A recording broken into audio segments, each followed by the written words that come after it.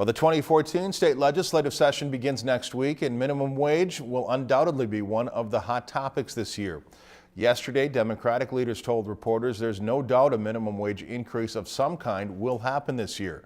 Republicans aren't opposed to the idea, but are only interested in raising it to a certain level.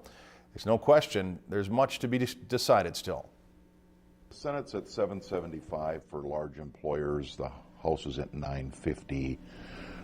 I think all the action is really around something that nobody has talked about, and that is what is the appropriate minimum wage for smaller businesses. Because when you get outside of the Twin Cities, you've got a lot of smaller businesses, and that's where we're sensing a lot of the opposition is on main streets in small rural towns.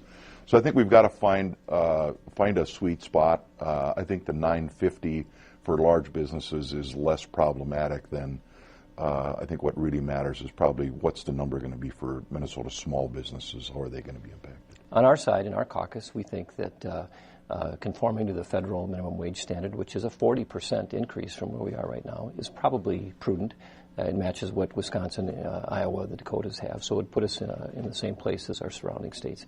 But we're very concerned about elevating that too high. It does have an economic impact. Recent federal report that was released establishes that there could be significant job loss if you push that minimum wage too high. This year's state legislative session begins on February 25th. If you've enjoyed this segment of Lakeland News, please consider making a tax-deductible contribution to Lakeland Public Television.